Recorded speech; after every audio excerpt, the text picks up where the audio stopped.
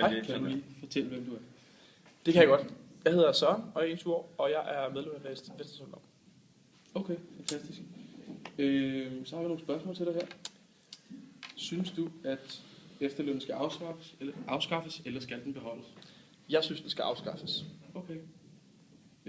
Mener du, det var rimeligt, at efterlønnen blev skærpet, sådan skåret ned? I hvert fald det bedste kompromis, vi kunne komme frem til lige nu her. Okay.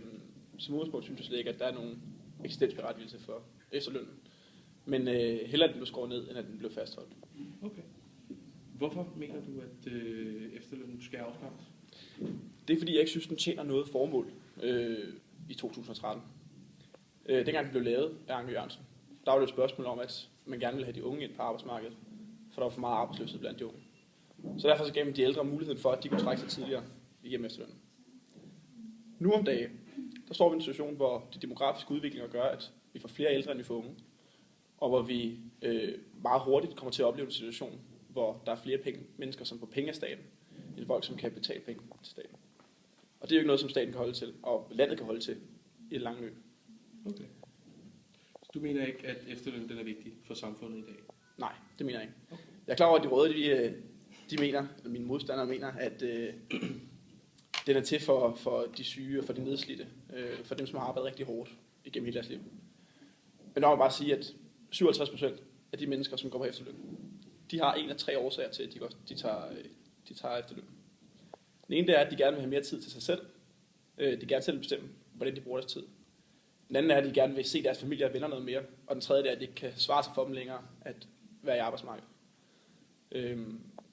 Og det har jo ikke noget med de syge og ældre at gøre. Det er bare et spørgsmål om, at folk gerne vil have lov til mere golf. Og det synes jeg egentlig er fint nok, fordi jeg er også selv tilhænger af super meget fritid. Problemet er bare, at det er os, der betaler for det. Så hvis folk selv vil betale for, at de tog tidligere afsted, så må de meget gerne gøre det. Men jeg kan ikke se, at det skal koste staten 16,5 milliarder om året at opretholde de her golfferier og hyggedage derhjemme for de ældre. Okay. Hvordan tror du, det vil påvirke samfundet, hvis efterlønnen den bliver afskaffet? Jamen, jeg tror selvfølgelig, at det er jo klart, at vi kommer til at kunne få frigjort nogle midler, nogle penge, som vi kan bruge på noget andet, for eksempel integration eller uddannelse. Og problemet er nok i højere grad, hvad der vil ske, hvis vi bevarer den. Det vil betyde, at der er flere mennesker, som trækker sig tidligt ud af arbejdsmarkedet, at vi kommer til at bruge enormt mange ressourcer på at give de her mennesker penge, som vi kan bruge på en anden måde. Og vi kommer til at mangle folk til at tage vores arbejde. Okay. Har det gavnet samfundet indtil videre, at efterlønnen blev skåret ned? Synes du det? Det er jo svært at sige, hvad det har gjort i forhold til alle parametre. Men man kan sige, at vi har først og fremmest sparet nogle penge. Og forhåbentlig har vi også fået startet sådan et nyt billede på, hvad det er for et samfund, vi skal leve i. Forhåbentlig kan det her inspirere og måske advare danskerne om, at de bliver nødt til at sætte tæring efter næring. De bliver nødt til at bruge penge, som de har tjent.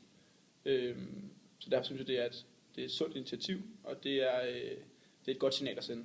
Men hvad det så kommer til at få af konsekvenser, hvor mange der i virkeligheden af de her ældre mennesker, som vælger at tage et arbejde osv., det må tiden vise. Okay. Mener du, der er en form for konflikt mellem højt og lavt uddannet over efterløn? Nej, jeg synes, det er en myte, som særligt den ene blok har valgt at fremhæve meget. Men faktum er, at 52% af kontorfolkene i Danmark, de vælger at gå på efterløn. Over 30% af lederne vælger at gå på efterløn. Og 34% af ingeniørerne, de vælger at gå på efterløn. Og jeg må bare sige, det er tydeligvis ikke kun de fattigste, de svageste, de mest udsatte, som vælger at gå på efterløn. Det er altså alle. For det er jo også noget, man selv skal betale til med tiden. Jeg forstår, at folk, som har været i en hårdere branche, fabriksarbejde eller lignende, folk, som virkelig er blevet slidt ned, at de skal have muligheden for at komme tidligere ud. På den måde vil jeg jo gerne have, og det er også VU's holdning, at de mennesker, som har brug for hjælp, de får deres hjælp. Det er jo grunden til, at vi har sådan noget som førtidspension. Det er jo grunden til, at vi kan tage fat der, hvor folk virkelig har et behov for hjælp, og så hjælpe den part i stedet for. Og det er jo sådan noget, som vi har fået frigjort midler til nu, at vi kan gøre i endnu højere grad, og skabe nogle andre initiativer til at imødekomme den her svageste gruppe. Ja, det var det. Tak for det. Det var slet.